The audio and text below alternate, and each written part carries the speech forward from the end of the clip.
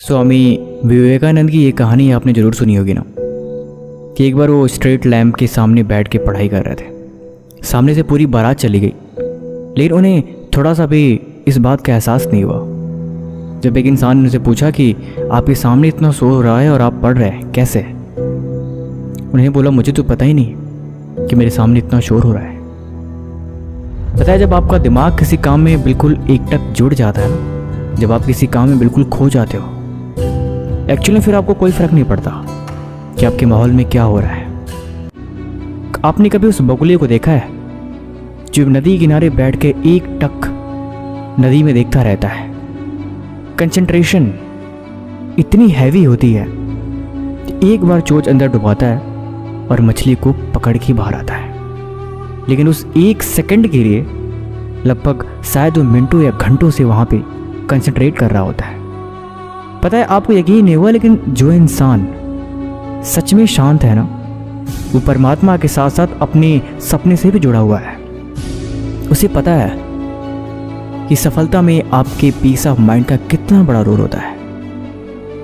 जिंदगी में हर एक चीज करना, इन कभी भी पीस ऑफ माइंड मत खोना, क्योंकि जब आपका दिमाग शांत होता है तो आप एक्चुअल में समझ पाते हो कि आपके लिए सही क्या है, आपके लिए गलत क्या है, आप क्या कर रहे हो।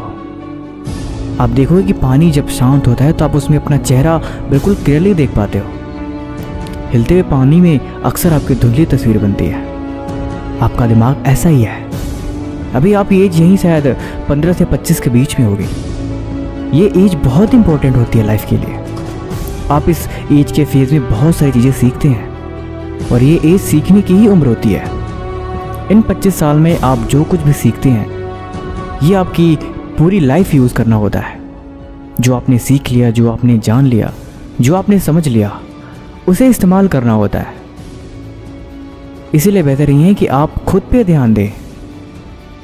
ये आपके लिए अच्छा है।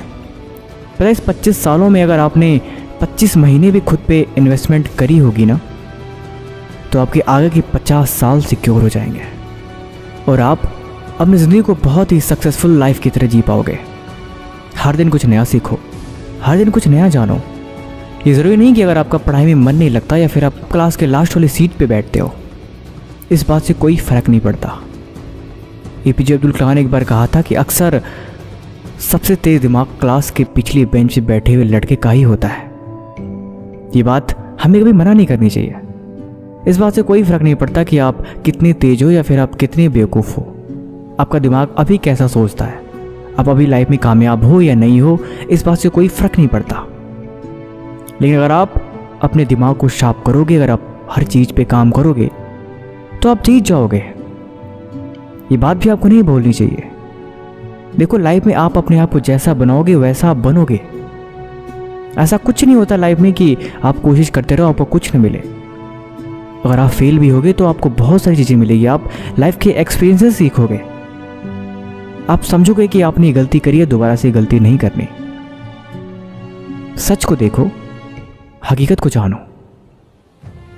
सफल जिंदगी में और क्या होता है भला?